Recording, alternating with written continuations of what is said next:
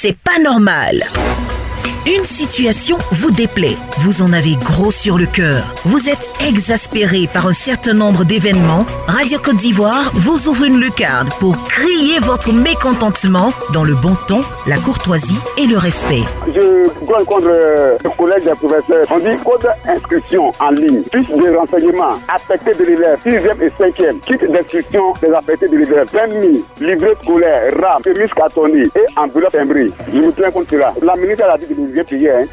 Voilà, c'est pas normal ici. C'est moto GD. Moto, ça fait accident, ça tue. Mais les enfants, la maman justice, c'est quand ils les parlent. Ils ne vous écoutent non pas. Donc, vraiment, je voulais passer par vous pour lancer un message aux communautés. Il n'y a qu'à vraiment voir les enfants. Quand le chef de brigade du sous-préfet là, le maire est là. Mais ça vit tous les jours. Il y a quelque chose qui ne va pas du tout. Les lampadaires ne sont pas éclairés. Aujourd'hui où je vous parle, je peux dire que l'éclairage public n'en ont pas. Le village est dans le noir. Voilà, donc vraiment, en tout cas, on demande pardon.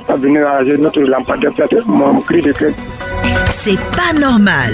Du lundi au vendredi, de 8h05 à 8h30. Radio Côte d'Ivoire. Radio Côte d'Ivoire. Bienvenue à tous sur la mer des radios en Côte d'Ivoire. 27 20 21 44 48 27 20 24 27 87 pour intervenir en cette journée mondiale de la radio. Madame, monsieur, c'est pas normal. C'est votre rubrique. Merci d'être bref, précis et concis. On débute à Morondou, c'est à Kani, avec Koulibaly Abdraman. Comment allez-vous? Ça va très bien, madame. Bienvenue. Alors, Koulibaly, qu'est-ce qui n'est pas normal? Madame, j'aimerais vous parler d'un problème des enseignants volontaires. D'accord. En effet, depuis 2018... Vous allez essayer d'être bref, précis et concis. Oui. Voilà. En effet, depuis 2018, le président de la République, son Excellence Alassane Ouattara, a signé un décret pour l'intégration à la fonction publique des enseignants volontaires OMI. Et depuis lors, les dossiers traînent. Pendant que nos camarades prennent de l'âge, le comble est que le recrutement exceptionnel se font sans tenir compte de notre liste. Si réellement le ministère de l'Éducation nationale prétend une école d'excellence et de qualité, il devrait se rabattre sur les enseignants volontaires expérimentés que nous sommes. Nous avons déjà fait nos preuves, madame. D'accord. Donc, vous dites en fait que vous avez postulé pour ces postes-là et il y a un recrutement parallèle qui se fait, ne tenant pas compte des professionnels que vous êtes. En fait, nos dossiers sont en traitement depuis 2018 et que les recrutements exceptionnels se font sans tenir compte de notre existence. Vraiment, c'est pas normal. D'accord. Donc, qu'est-ce que vous souhaitez? Vous souhaitez qu'on tienne compte de vos dossiers également parce que vous avez déjà exercé sur le terrain. Effectivement, madame, nos prédécesseurs ont été intégrés à la fonction publique. Et pendant la crise, il était dit que ceux qui avaient l'âge d'intégrer à la fonction publique devraient être automatiquement intégrés à la fonction publique. Et que ceux qui ne répondaient pas aux critères devraient être indemnisés. Et depuis lors, le dossier est resté là. Nous sommes sur le carreau. D'accord. On vous comprend aisément. Donc, vous faites une doléance carrément au ministre... président de la République. Représenté par le ministre de tutelle dans ce genre de cas, le ministre de l'Éducation nationale et de l'alphabétisation. En effet, madame. D'accord. Et on espère que votre problème trouvera solution assez rapidement. Merci d'avoir appelé sur Radio Côte d'Ivoire. C'est pas normal. Oulaï Temane Boris, comment allez-vous à Grand Laou? Ça va, madame. D'accord. Alors, dites-nous tout. Merci, je m'appelle de votre antenne. Je suis un agent de HG Route, service BAC. On a été affecté par l'État après le pont de Bétier, après le pont de Jacques-Vie. Maintenant, le mois de mai passé 2022, nous avons reçu des lettres de licenciement. Nous sommes approchés à l'inspection du travail pour en comprendre plus. On avait des devanciers, des gens pour nous défendre. Nous, on n'a pas pu rentrer. Donc, on allait poser le problème. Ils nous ont fait comprendre que, avant nous sommes menés de 17 personnes, ils nous ont fait comprendre qu'ils nous ont pas laissé, qu'ils vont essayer de nous réengager. Bon. Et puis, ils nous ont libéré. La lettre de licenciement a suivi avec une feuille d'indemnisation de 400 000 francs. Pendant que nous sommes en service depuis, il y a d'autres parmi nous qui ont 15 ans de service, 14 ans de service. Donc, nous sommes là, nous sommes affectés par l'État. Nous ne sommes pas chez nous actuellement depuis le mois de mai jusqu'à aujourd'hui. Nous sommes à la maison, nous ne sommes pas payés, on ne sait pas à quel niveau la situation est actuellement. Donc, vraiment, on passe, le président a dit que cette année, c'est l'année de la jeunesse. Nous-mêmes, parmi nous, les 17 personnes qui ont été licenciées, on ne va même pas dans la carence. Nous sommes encore des jeunes, on veut travailler. Alors, monsieur Oulaï Temane Boris, comme je le dis tout le temps, il faut être bref, précis et concis parce que quand vous spéculez, on ne comprend pas. Ok, Oulaï Temane, allons-y tout doucement, d'accord? D'accord. Alors, depuis mai, c'est ça? Depuis mai de l'année dernière, Oui. vous avez reçu des lettres de licenciement. Oui, Et on vous a donné avec ces lettres la somme forfaitaire de 500 000 francs. 400 000 francs. De 400 000 francs, ce qui ne vaut pas vos droits. Pardon que nous avons 14 ans de service, 15 ans de service. Alors que vous avez 14-15 ans de service, d'accord. Oui, Et votre doléance, c'est que le ministère de tutelle, parce que vous avez parlé d'Ageroute tout à l'heure, il s'agit de l'entretien routier. Le ministère de tutelle, M. Amédée Kakou, et le DG de la GDPC, M. Nkoulibaly Sanson. Jette un regard sur votre cas. Vraiment, il n'aura pas pensé à nous, sommes des pères de famille. Ce coup, la vie, nos enfants ne sont pas pu partir à l'école. D'accord. Nous sommes dans la maison des gens, on est toujours au courant, à tout le monde, on subit des humiliations. Vraiment, on s'incline devant le ministre de tutelle, M. Amédée Kakou, et le directeur d'Ageroute, de faire face à notre situation. Vraiment, nous avons envie de travailler. On ne peut pas faire autre chose, parce que c'est dans ce domaine qu'on a exercé pendant l'enregistrement aujourd'hui. Très bien noté, monsieur Oulaï Temane Boris. Merci d'avoir appelé sur Radio Côte d'Ivoire. Radio Daniel nous appelle de Dabouyo 3, c'est à Guéyou. Qu'est-ce qui ne va pas alors? Ce qui ne va pas, c'est au niveau de nos matériels de travail. Surtout les planteurs, nous les planteurs. Parce que les produits que nous achetons pour apporter aux cacaoyers, comme l'engrais, le prix a trop monté. Donc je demande pardon au gouvernement de subventionner ces sociétés-là qui fabriquent l'engrais là, pour qu'ils puissent diminuer un peu le prix. Comme les produits phyto que nous faisons pour combattre contre les insectes, tout ça là, les prix ont augmenté. Les herbicides qui nous aident à désherber la plantation, les prix ont augmenté. Les produits phytosanitaires en un mot. Les produits phytosanitaires. Oui, d'accord. Alors, auparavant, c'était au moins 10 000 à 15 000 francs le sac d'engrais. Mais actuellement, c'est monté jusqu'à 23 000, 25 000. Et vous demandez une subvention? Oui, il faut qu'on subventionne cette société-là pour qu'ils puissent diminuer un peu le prix de ces denrées-là pour que nous puissions travailler pour avoir une bonne production. Radio Daniel, donc, oui. Vous avez bien fait d'appeler sur Radio Côte d'Ivoire. À côté de cela, je vais vous donner également une piste de solution. Vous êtes agriculteur de café, cacao? Oui, je suis un planteur de café, cacao. J'ai aussi un peu de panier. D'accord. Approchez-vous déjà de la délégation régionale du Conseil Café Cacao de votre région. D'accord. Ouais. Vous faites un courrier dans lequel vous faites une doléance pour demander une subvention, voilà, ou de l'aide en ce qui concerne les produits phytosanitaires. Et pendant ce temps, vous appelez également sur Radio Côte d'Ivoire. Comme ça, vous demandez un peu partout. C'est clair que vous aurez forcément une solution quelque part. Merci beaucoup. Merci, Kouadio Daniel. J'ai entendu. Merci beaucoup. C'est pas normal. Mognon Dibaga, Thomas nous appelle de Daloa. Oui. Alors, Mognon Dibaga. Oui. Vous parlez de cherté de la vie également. J'appelle parce que vraiment la vie en Côte d'Ivoire est devenue chère. Allez-y comprendre quelque chose. Le pain, avant qu'on achetait au moins à 200 francs, aujourd'hui qui coûte 400 francs. Au village ici, là, 1 kilo de riz coûte 400 francs. 1 kilo de riz, 400 francs. Bon, alors que il y a des ponts qui sont en train de se faire construire en Côte d'Ivoire partout à Abidjan. Bon, quelqu'un, comme vous le disait, un sac vide, l'homme qui a fait là, il n'est pas libre. Bon, comme ça là, comment on peut vivre? Et si aujourd'hui, il y a des jeunes qui prennent les armes, c'est ça, la cherté de vie aujourd'hui en Côte d'Ivoire. Vraiment, voyez ça, que le gouvernement se penche dessus. D'accord. Merci beaucoup, Mognon Dibaga. Je pense qu'il y a plusieurs projets sur lesquels travaille le gouvernement. Ils sont tout aussi importants les uns que les autres. Voilà, les infrastructures routières sont très importantes. Quand les routes sont bonnes, les produits sont bien acheminés. On peut produire ici et puis acheminer facilement, ce qui va impacter forcément le coût des denrées alimentaires. Donc, l'un dans l'autre, tous les projets se valent. Mais on a bien compris. Merci pour votre proposition. Et laissez-moi vous dire que le gouvernement ivoirien travaille en ce qui concerne la cherté de la vie. Beaucoup ont été faits. Il y a eu la réduction sur les prix des denrées de première nécessité. C'est vrai que dans certaines zones, ce n'est pas encore respecté, mais il y a eu une diminution considérable des prix des denrées de première nécessité. Donc, le gouvernement y travaille. Voilà. C'est pas normal.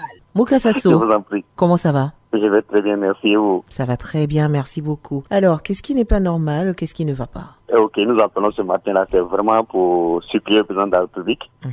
C'est vraiment une doléance, une prière qui puisse vraiment se pencher sur la situation des anciens volontaires omis.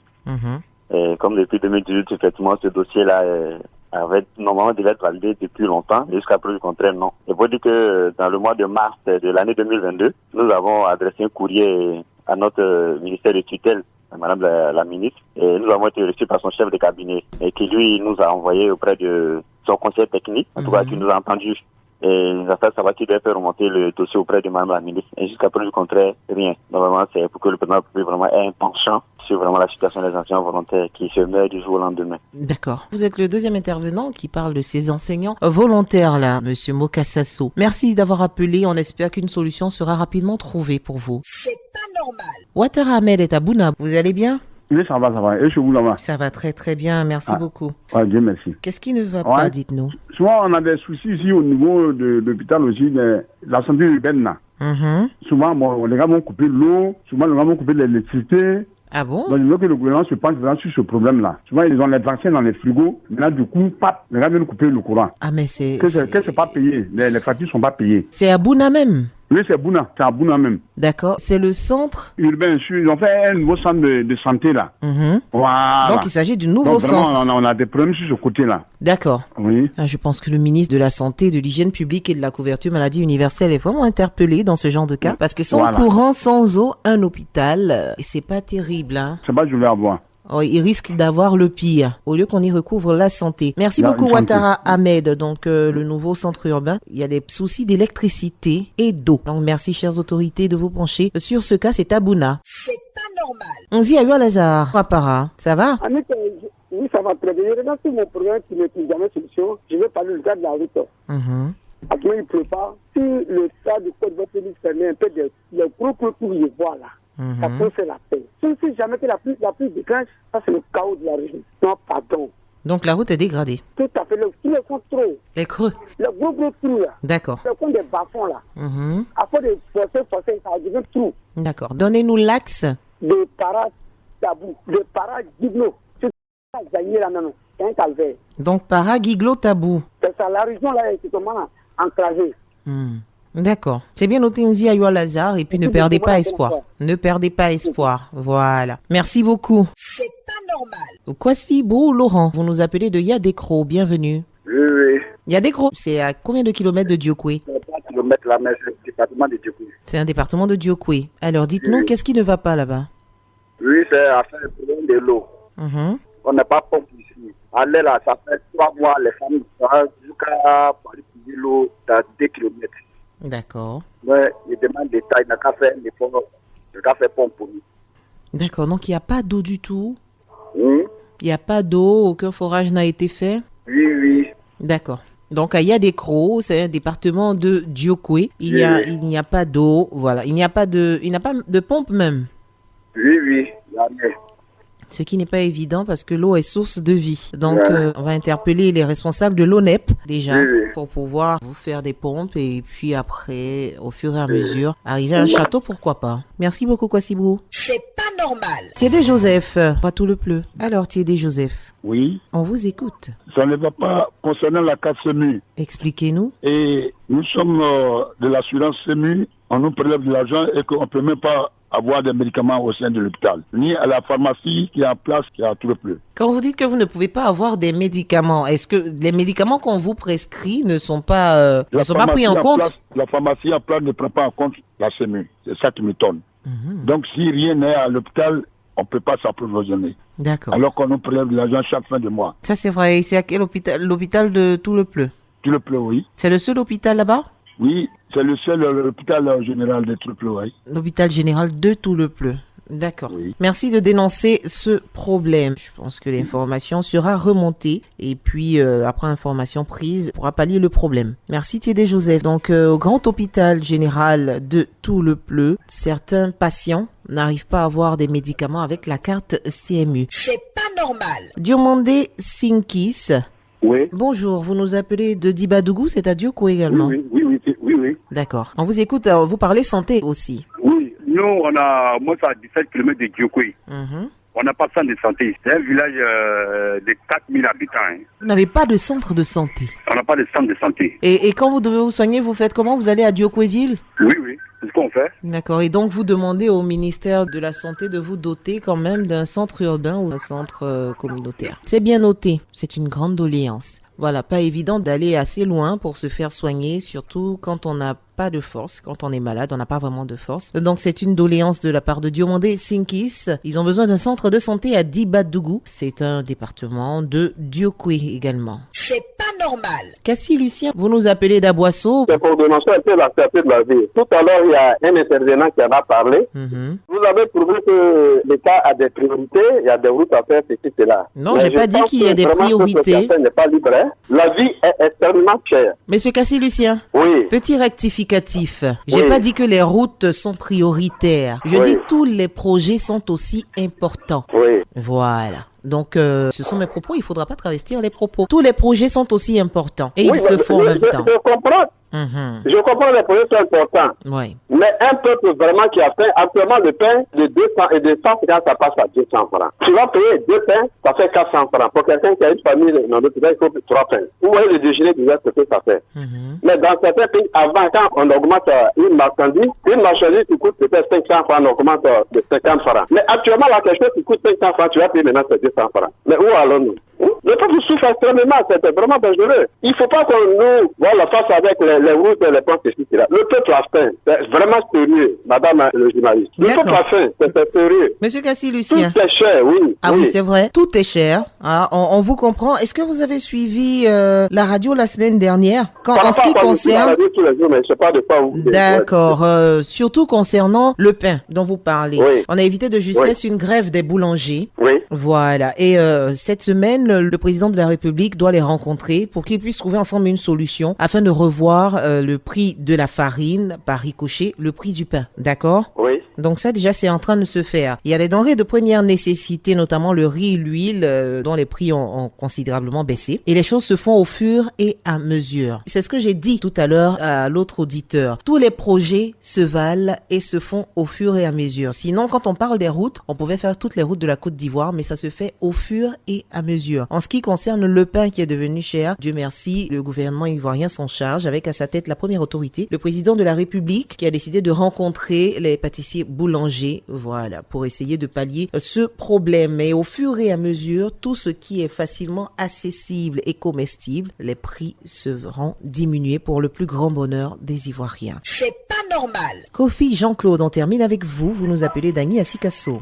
Annick, vraiment, il n'est pas normal que une radio, dite radio de proximité, avale, a englouti, je ne sais pas, avale Radio Côte d'Ivoire. C'est pas possible, ça. Ah bon, il y a une radio de proximité qui est née devant moi à Abidjan. Je vais parler de nostalgie qui a envahi, qui a englouti Radio Côte d'Ivoire. On peut même plus capter. Alors, la radio, on parle de la radio, on a fait un effort pour que cela n'arrive pas. À Miagi, j'ai été à Miagi, on ne peut pas capter Radio Côte d'Ivoire. C'est cette radio-là qui a pris toute la Côte d'Ivoire, c'est pas normal.